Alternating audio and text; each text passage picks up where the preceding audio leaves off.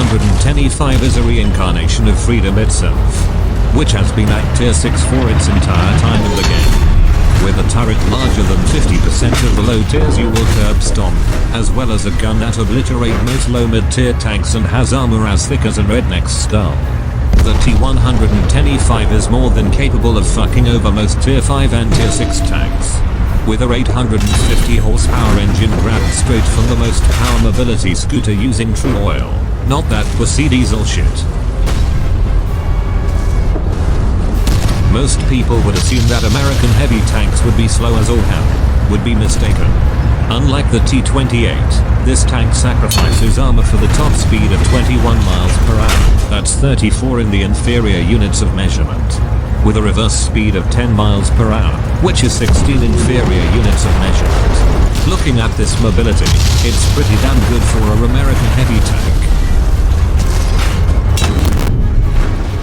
As far as the armor is concerned, it's average for an American heavy tank, being able to bounce retards that aim for your turret.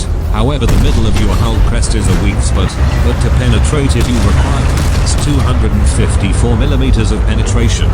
The turret has absolutely no weak spots from the front. Copper isn't a weak spot either.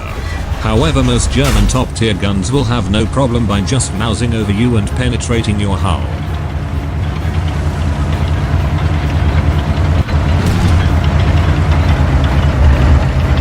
So in other words, it is equipped with the American equivalent of Stalinian, Trumpinian.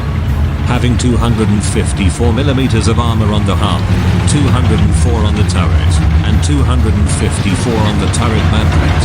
One thing you must be careful of is over-angling your armor. Most of the time you shouldn't angle your armor at all. Maybe wiggle your hull so it's harder for the enemy to hit it.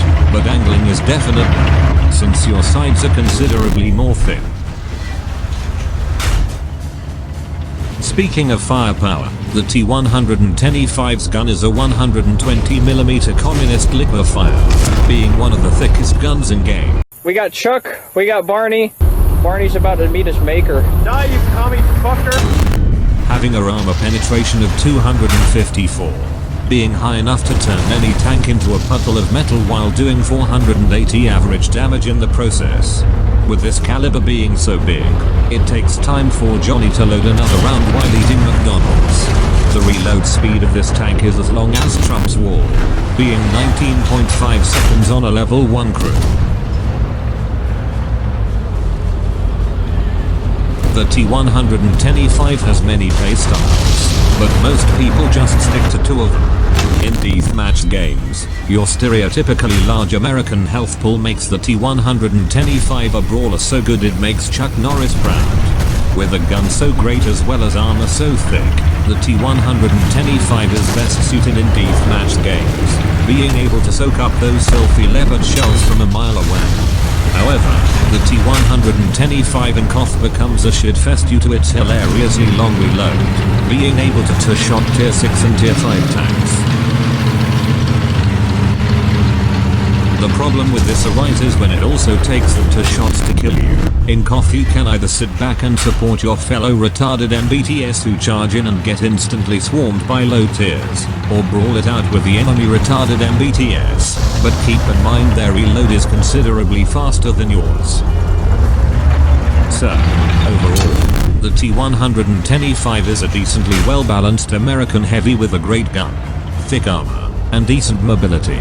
With a playstyle that is very versatile but is mostly stuck between support and brawl. The T110e5 is a great first tier 6 to buy. So, remember to use your brain while playing this tank due to its problems.